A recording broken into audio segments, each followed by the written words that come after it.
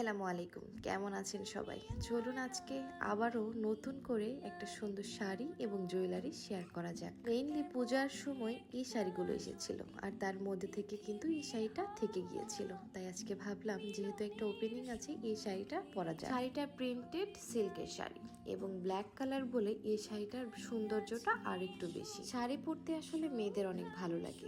আমি মনে করি প্রত্যেকটা মেয়ে নিজেকে ভালো রাখতে পারে শুধু সে নিজেই, কারণ আমরা মেয়েরা জন্ম নিয়েছি সবাইকে নিয়ে ভাবার জন্য, যেমন সন্তান, ছেলে মেয়ে, শ্বশুর বাড়ির সবাই, বাবার বাড়ির সবাই। দিন শেষে আমাদের নিয়ে ভাবার কেউ নেই, তাই সবার খেয়াল রাখার পাশাপাশি নিজের খেয়ালটাও কিন্তু নিজেকে রাখতে হবে। নিজের চাহিদা, নিজের ইচ্ছা, নিজের ভালো লাগা সব কিন্তু নিজেরই পূরণ করতে হবে। মানুষ বাঁচেই বা কয়দিন বলুন? সারা জীবন শুধু মানুষ দিয়েই যায়, কিন্তু কি নিয়ে যায়? তাই যতটুকু সময় আছে নিজের ভালো লাগা, নিজের ইচ্ছাগুলোকে প্রাধান্য দিন। দেখবেন সবকিছু নিজের কাছে যেন একদম সুন্দর মনে হচ্ছে, থাকবে না চিন্তা, দুশ্চিন্তা, মনে হবে জীবনটা যেন সুখে ভরপুর। ব্ল্যাক শাড়ি বলে কথা, ভালো তো লাগতেই হবে। কপালে দিয়েছি ছোট্ট একটি কালো টিপ, হাত জুড়ে পরেছি রেশমি কাচের চুড়ি আর সুন্দর একটা অ্যান্টিকের জুয়েলারি।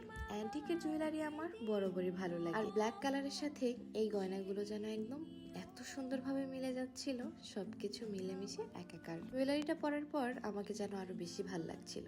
আপনারা কিন্তু কমেন্ট করে জানাবেন যে আসলে কেমন লাগছিল।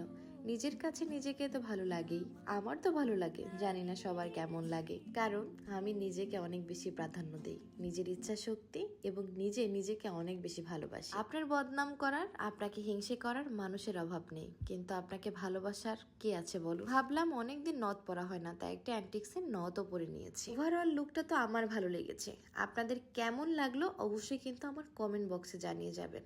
আর এই সুন্দর শাড়িটা আসলে এত বেশি ভালো লাগছে পরার পরে, আপনারাই দেখুন। এত ভালো ভালো জিনিস সব কিন্তু আপনারা পেয়ে যাবেন mt.com এই পেজে। সো আর দেরি না করে এখনই জুয়েলারি আর শাড়িটি অর্ডার করে ফেলতে পারেন। আল্লাহ হাফিজ, আসসালামু আলাইকুম।